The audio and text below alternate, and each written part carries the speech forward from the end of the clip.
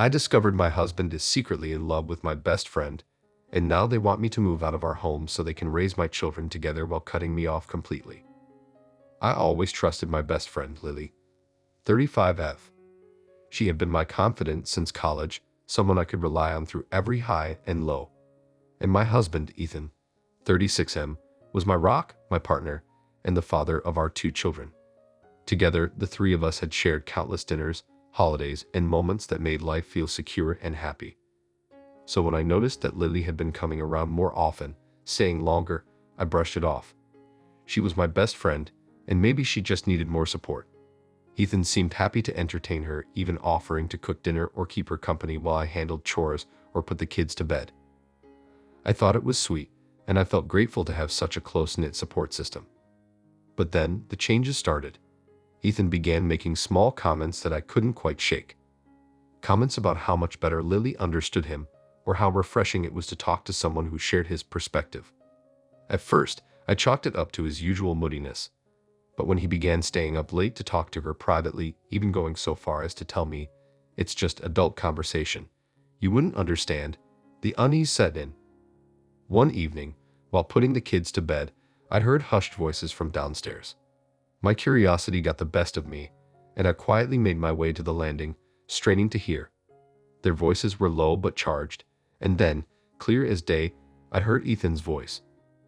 "I can't keep pretending, Lily. I want to be with you, not her. We need to make this happen." My heart dropped, and I froze, unable to believe what I was hearing. I waited, straining to hear Lily's response, praying she would push him away, tell him he was being irrational. But instead, her soft voice echoed back, laced with urgency. "Ethan, we just have to wait a little longer. Once she's gone, it'll be so much easier for us, and for the kids." I could barely breathe.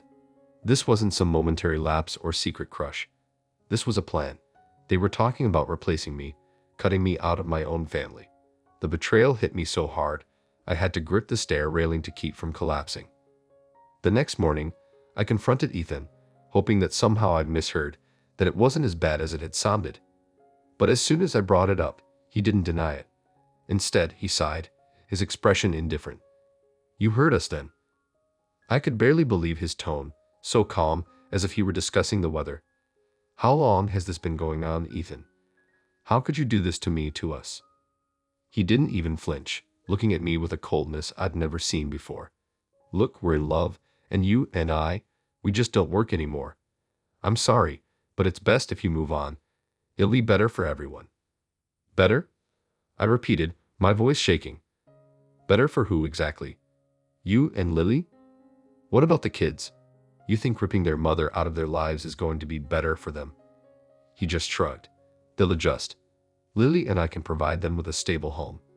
I know this sounds harsh, but I think it's best if you move out. Let us handle things here. You can visit them when it's appropriate, but it's time we'd all faced reality." Reality. I was their mother. This was my home, the life I had built with him, and now he was telling me to step aside as if I were just some temporary inconvenience. "And what exactly do you mean by moving on? Where am I supposed to go, Ethan? And what about everything I've invested in this family, this life?" He crossed his arms, looking almost bored by my questions. "Look, we'll work something out. But the fact is, you've known for a long time that things weren't working between us. Lily and I are simply the next step. It's better for the kids if they're raised in a home where there's no tension, no constant fighting." My head spun, rage and heartbreak swirling in a way I'd never experienced. "There's no fighting, Ethan, because I've spent every day trying to make this work. I trusted you, trusted her, and now you're both just taking everything from me." He looked away, almost annoyed. "You can make this easy or hard, but this is happening, Hannah. You have no say in what we decided." The callousness, the ease with which he dismissed my role as their mother, cut deeper than I could have imagined. He was acting like I was an outsider, a stranger who had overstayed her welcome. And the worst part was knowing that my best friend, the woman I had shared my life with, was right alongside him, conspiring to remove me from my own family. Unable to look at him any longer, I left the house, my mind reeling as I tried to grasp the enormity of what they were planning. I wandered aimlessly for hours, the betrayal and the shock merging into one unbearable ache. How had everything come to this? How had the two people I trusted most become strangers, united in trying to erase me from my own life? I knew one thing as I walked, my heart heavy but my mind sharpening with clarity. I wasn't going to let them take my children or my life from me. When I returned home that evening, the silence was oppressive, every room heavy with the memory of what I'd overheard. Ethan and Lily's betrayal had shattered me, but beneath the grief, a quiet resolve was forming. If they thought I'd simply walk away from my children, they had no idea who they were dealing with. The next morning, I met with a family lawyer, Laura King, 48F, a woman known for her tenacity in handling complicated custody battles. She listened quietly as I laid out the details of what Ethan and Lily had done, nodding thoughtfully as I described their plan to push me out of my own home. When I finished, she sat back, her face a mixture of empathy and determination. "Anna, this is devastating, but you're doing the right thing by coming here. If they're conspiring to cut you off from your children and your home, we'll take swift action to protect your rights," Laura said. "Your role as their mother is undeniable, and any court would take issue with someone attempting to erase you from their lives." The relief I felt at her words was overwhelming, though the anger still simmered beneath the surface. "What's our first step?" I asked, clinging to the hope that there was a way to stop this nightmare. "We'll begin by gathering evidence of Ethan's intentions to cut you off," she replied. "Messages, emails, financial records, anything that shows his intention to remove you from your children's lives. We'll also file for temporary custody and request a court order to establish your right to stay in the family home, at least until the case is settled." Laura's strategy was precise, and for the first time, I felt like I had a fighting chance. The thought of Ethan and Lily's betrayal still weighed on me, but now I had a plan to counter their actions. After our meeting, I returned home, sealing myself for whatever might come next. Ethan was there, waiting in the kitchen, his face a mask of annoyance as he watched me walk in. "We need to talk," he said, his voice impatient. "Lily and I want to move forward, Anna. This arrangement can't drag on forever." I met his gaze, keeping my tone steady. "I know you and Lily have plans, Ethan, but let's be clear about one thing. I'm not going anywhere. This is my home, these are my children, and I have no intention of stepping aside." His eyes narrowed, a hint of anger flashing across his face. "You can't seriously think you'll be able to keep things the way they are? Lily and I can give the kids a stable home without the tension you bring." I clenched my fists, biting back the anger threatening to spill over. "Tension. You and Lily are the ones creating the tension, Ethan. The kids deserve both their parents, not a broken family with their mother cut out." But he just shrugged, completely unfazed. "Suit yourself. But you're only making this harder on everyone, including yourself." Refusing to engage further, I turned and walked away, my mind focused on Laura's plan. Over the next few days, I began gathering everything I could: copies of financial records, messages from Ethan that hinted at his intentions, and even subtle signs of his growing attachment to Lily that I'd ignored before. Each piece of evidence felt like another layer of protection, a reminder that I wasn't going to let them walk all over me. Then, as if sensing my resolve, Ethan escalated. Late one night, I received an email from him with a formal notice. He was officially requesting that I vacate the home within 30 days, citing his desire to create a stable environment for the children. His words were cold, clinical, as if he were dismissing me from a job rather than asking the mother of his children to leave. But I was ready. I forwarded the email to Laura, who filed an emergency motion to prevent any forced removal. Within a day, we had a court date set, and Ethan's demands were legally stalled. The tension in the house became unbearable. Ethan avoided me as much as possible, clearly frustrated by my refusal to yield. And Lily? She had the nerve to come over often, acting as though nothing had changed. She would play with the kids, laughing as if she hadn't betrayed me, as if I weren't sitting across from her knowing she was the one trying to replace me in my own family. One evening, after the kids were in bed, Lily lingered, making tea in the kitchen as I cleaned up. I couldn't take the silence any longer, the oppressive weight of her presence in my home. "What are you doing here, Lily?" I asked, keeping my voice steady but cold.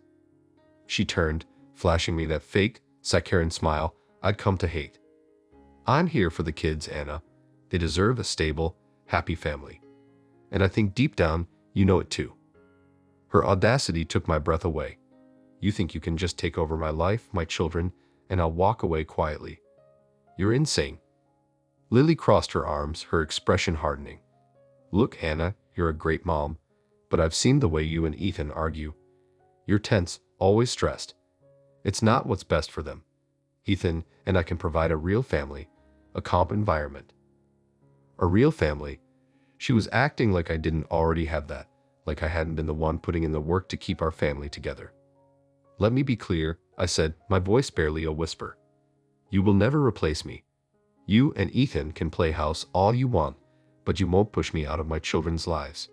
You'll have to destroy me to make that happen. She shrugged, unfazed. Suit yourself, Anna. But don't say I didn't give you the chance to make things easier for yourself. The next morning, I updated Laura on what had happened. She assured me that Lily's words could work in our favor.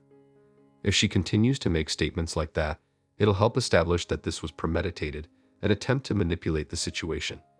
Keep a record of every interaction, Laura advised. We're building a case that shows their intent to cut you out. As the court date approached, I prepared for the worst. I knew Ethan and Lily were determined, but with Laura's support and the mounting evidence, I finally felt ready to face them head-on. The night before the hearing, as I sat alone in the quiet house, I felt a strange calm settle over me. I knew that tomorrow would be difficult, but I also knew that I had the truth on my side. They had underestimated me, thinking I would simply step aside. But I was fighting not just for myself, but for my children, for our future. And I was ready to show them just how strong I could be. The morning of the court hearing, I felt a mix of nerves and resolve. This was my chance to show the court, and Ethan and Lily, that I wasn't the fragile, disposable woman they thought I was. I arrived at the courthouse with Laura by my side, her presence a steady reminder that I had support.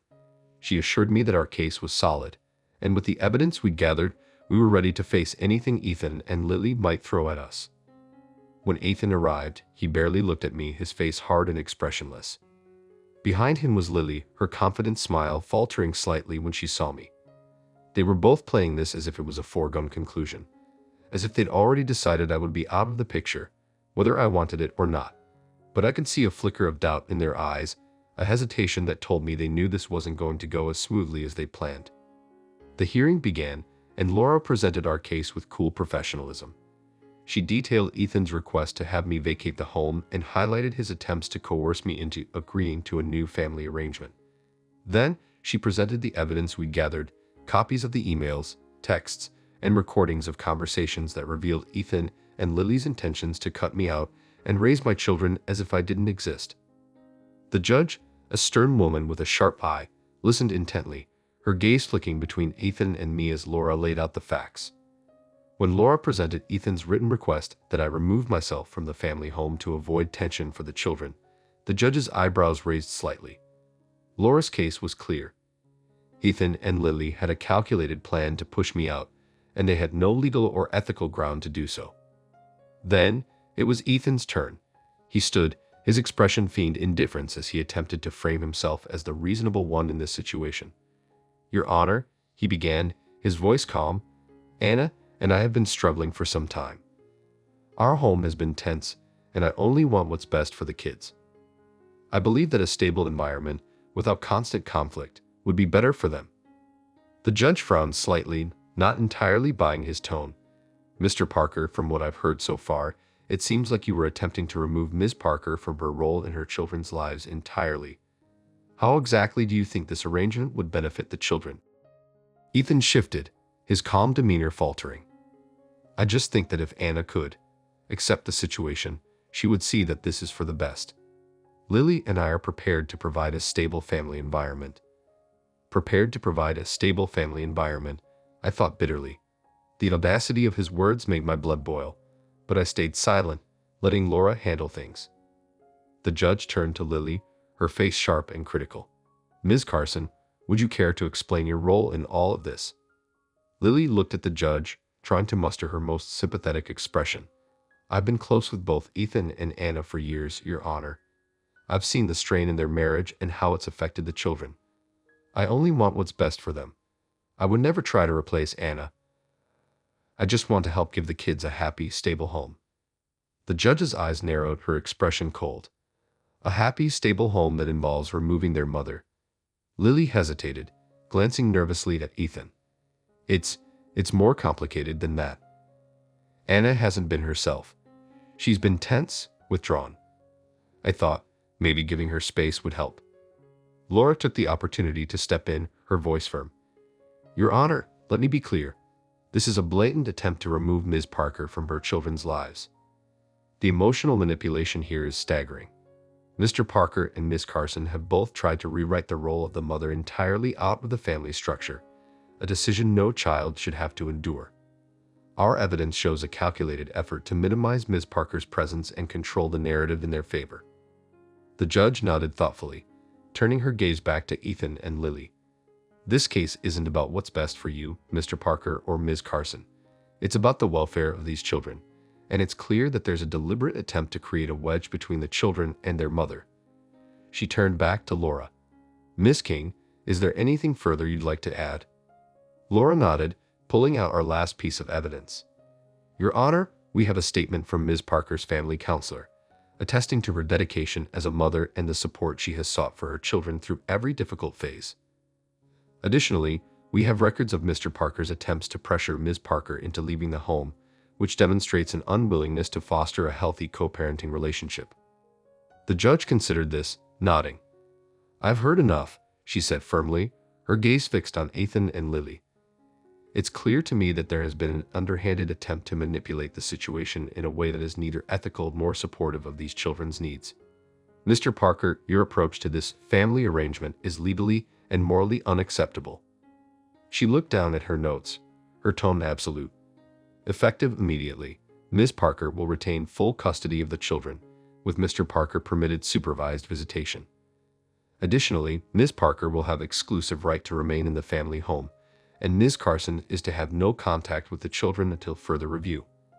Lily's face fell, her carefully crafted expression of sympathy slipping into shock. Ethan's composure cracked, and I saw the panic flash across his face as he realized his plan had failed. I fought to keep my own face neutral, but inside, I felt a surge of vindication.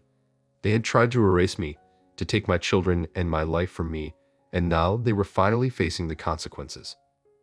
As the judge dismissed us, Ethan tried to catch my eye, his expression filled with anger and desperation. But I turned away, refusing to give him the satisfaction. I was done letting him control me, done letting him twist our lives for his own gain. Outside the courtroom, Laura hugged me, a rare smile on her face. You did it, Anna. This is a huge step forward. I took a deep breath, the relief washing over me like a wave. Thank you, Laura. I couldn't have done it without you. She gave me an encouraging nod. Now it's time to rebuild. You have the chance to make a fresh start, without Ethan or Lily casting shadows over your life. With her words echoing in my mind, I left the courthouse, feeling a sense of peace I hadn't felt in months. I knew that Ethan and Lily wouldn't give up easily, that they might still try to manipulate the situation. But for the first time, I felt certain that I had the strength to face whatever they threw at me. That evening, I returned home to my children, holding them close and promising myself that I would protect them from anyone who dared to threaten our happiness again. This was the beginning of a new chapter, a chapter that Ethan and Lily would have no place in. And I was ready to start it, free from their betrayal, with the love and resilience that only a mother fighting for her family could understand. Winning the custody hearing felt like reclaiming my life, but I knew that Ethan and Lily weren't going to disappear quietly. Within days of the hearing, their anger became apparent. Ethan's calls flooded in, alternating between pleading and threatening, insisting I was ruining the family and brainwashing the children. I saved every message, each one proof of his instability and his desperation to regain control. Laura had advised me to keep a record, and every word he left on my voicemail was ammunition if he tried to push further. One afternoon, I was taking the kids to the park when I saw Lily waiting near my driveway, her arms crossed and her expression cold. I felt a chill run through me. She wasn't supposed to be there, not after the judge's order. Taking a steadying breath, I parked and walked over, refusing to show any fear. "What are you doing here, Lily?" I asked, keeping my voice calm. She smiled, though it was more of a sneer. "I just wanted to check in, see how my family is doing." I clenched my fists, willing myself to stay composed. "You have no right to be here, Lily, and if you don't leave, I'll be calling the police," The restraining order is clear." She looked unfazed. "You think you've won, don't you, Anna? But Ethan and we're not going anywhere. The kids will know the truth, whether you like it or not." "Truth," I said, my voice steady. "The truth is that you and Ethan tried to rip my family apart. And now you're both dealing with the consequences. This is over, Lily." Her face fell, but before she could respond, I walked back to the car, locked the doors, and called Laura. "Lily just showed up at my house. She's taunting me, threatening to tell the kids lies." Laura was firm. "We'll get a formal warning issued immediately. If she violates the restraining order again, we'll pursue further legal action. Don't worry, Anna. You're protected." As I drove to the park with the kids, I forced myself to breathe, to shake off the encounter. But the memory of Lily's face stayed with me, her words laced with venom. It was clear that she and Ethan weren't giving up. Their plan had failed, and now they were clinging to any scrap of power they thought they had left. Over the next few weeks, things escalated. Ethan's attempts to control the narrative spread to social media, where he posted dramatic, cryptic messages about being separated from his children and the lies of a manipulative partner. He painted himself as the victim, twisting the story to gain sympathy from anyone who would listen. Friends, acquaintances, even extended family members reached out, asking what was happening, and I found myself fielding questions and defending myself to people who barely knew the situation. One evening, my cousin, Rachel, 28F, called, her voice filled with concern. "Anna, I just saw Ethan's post, and I don't understand. He's saying you're keeping him from the kids and that you're spreading lies. Is that true?" I took a deep breath, trying to steady myself. "Rachel, he's twisting everything. He and Lily planned to push me out of the kids' lives. I had no choice but to fight for custody to protect them. He's trying to gain sympathy because he lost." She was quiet for a moment before finally saying, "I knew there had to be more to it. I'm so sorry you're going through this. If you need anything, just let me know." Her support helped, but every post, every whisper from someone who'd seen Ethan's side of the story, weighed on me. Still, I focused on the kids, finding strength in our time together. Each day, I became more certain that I'd made the right choice, that keeping them safe from the chaos Ethan and Lily had created was my top priority. One day, a package arrived with no return address. I opened it cautiously, feeling a surge of anger when I saw what was inside. A stack of letters, each one a rambling attempt by Ethan to explain his actions and justify why he and Lily were meant to be together. His words were filled with blame and bitterness, claiming that I had forced him into a corner and that Lily had been the only one to truly understand him. I brought the letters to Laura, who advised me to document them as further proof of Ethan's manipulation. "He's trying to get under your skin, Anna," she warned. "Don't let him." Taking her advice, I refocused on my own life. I started therapy to process the betrayal, the loss of a marriage, and the shattering of my friendship with Lily. It was difficult, but with each session, I found clarity and strength. I began to see Ethan and Lily for what they truly were: manipulative, self-centered, and incapable of empathy. My grief gradually shifted to resolve. I was moving forward, and they were stuck in the bitterness of their own creation. As I regained my footing, I decided to make changes around the house. I painted rooms, redecorated spaces, and let the kids help pick out new decorations for their rooms. These small changes felt empowering, like reclaiming every inch they had tried to take from me. Each stroke of paint, each piece of new furniture, was a step away from the shadows they'd cast over my life. One night, after the kids were asleep, I sat down to write in my journal, a new habit I'd started to help process everything. I wrote down my hopes for the future, my goals, and my promise to never let anyone try to steal my life again. I realized that, despite everything Ethan and Lily had done, I was still here, stronger, wiser, and ready to build a new life for myself and my children. A few weeks later, I received a call from Laura. "Anna," she said, her voice warm with pride, "the judge has finalized the custody agreement. Ethan's visitation will remain supervised, and he's been warned that any further attempts to defame you or involve Lily will result in reduced access. The court has recognized your dedication and stability. You've won." I hung up, a profound sense of relief settling over me. The legal battle was finally over. Ethan and Lily had lost their hold, and now I could move forward without looking over my shoulder. That evening, I took the kids out for ice cream to celebrate, watching them laugh and enjoy themselves without the weight of tension hanging over us. For the first time in months, I felt light, free from the constant worry and fear that had plagued me. As I tucked them into bed, my daughter looked up at me with sleepy eyes and asked, "Mommy, are we happy now?" I smiled, brushing a strand of hair from her face. "Yes, sweetheart. We're happy, and we're safe." I knew that Ethan and Lily would likely continue to try to worm their way back into our lives, but the power they once held was gone. I had fought for my family, for my home, and I'd won. Our future was ours to shape now, and nothing they did could take that from us. With the custody finalized and Ethan's access to the kids strictly limited, I could finally start building the life I'd always wanted for us. The peace in our home felt almost surreal after so many months of tension, and each day I grew more comfortable in the new routine we carved out. The kids blossomed without the constant stress, their laughter filling the rooms that had once echoed with unease. I hadn't just won a legal battle.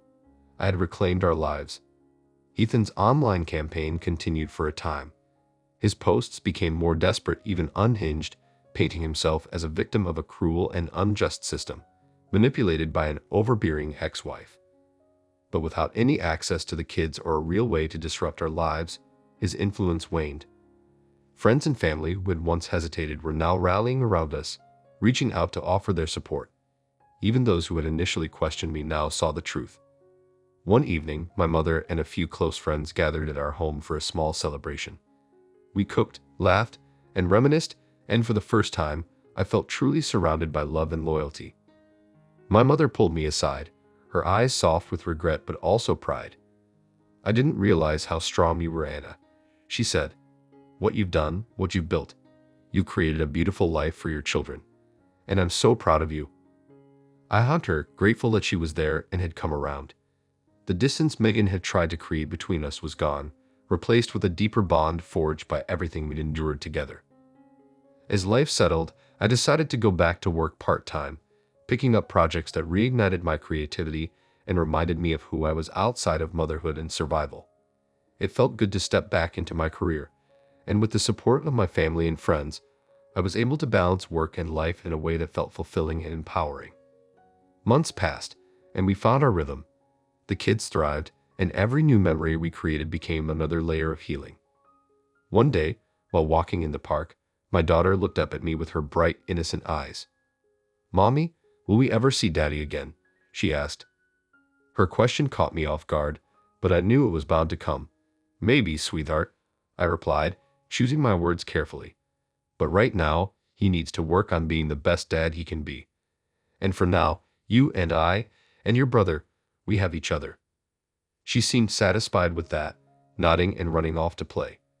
Watching her and her brother laugh and chase each other, I felt an overwhelming sense of peace. Ethan and Lily had tried to erase me from my own life, to take away my role as a mother and leave me empty. But here I was, standing strong, watching my children grow in a home filled with love and resilience. Then one evening, as I was putting the kids to bed, I received an unexpected message. It was from Lily. My heart raced, a mix of anger and curiosity swirling inside me. Against my better judgment, I opened it, bracing myself. Her message was short and simple. "I know I can't undo what I did, but I wanted you to know that I'm sorry. I was wrong. I'm truly sorry, Anna." I stared at the message, the words sinking in. Part of me wanted to delete it, to ignore her, to keep the door closed. But another part of me, the part that had fought so hard for peace, felt a strange sense of release. Her words wouldn't change the past, and I would never forget what she and Ethan had tried to do. But perhaps for my own sake, I could allow myself to let go of the anger and move forward. In the quiet of that night, I replied, "I accept your apology, Lily, but please respect my boundaries. I have moved on, and my children and I are happy. I wish you peace." It was a simple message, a final closure that allowed me to turn the page fully. I knew Lily's regrets were hers to live with, and I was free to focus on the life I'd built from the ashes they had tried to leave me in. As the days turned into weeks, our home grew richer with laughter and love. We decorated for holidays together, cooked messy meals in the kitchen, and filled the house with joy and warmth. Every time I looked at my children, I felt that fierce pride, that unbreakable bond, reminding me that I was exactly where I was meant to be. Life wasn't perfect, but it was ours. And as I looked to the future, I knew I'd come out of the darkest chapter of my life stronger, more certain of who I was, and more committed to protecting the family I'd fought so hard to keep. Ethan and Lily's betrayal had taught me more about resilience than I ever thought possible, and in their absence, I found a strength and peace that was unshakable. Our lives were filled with possibilities, with laughter, and with hope, a testament to everything we had overcome together. And as I tucked my children into bed that night, I whispered a silent promise to them and to myself: no one would ever take our happiness away again. We were whole, we were strong, and we were finally free.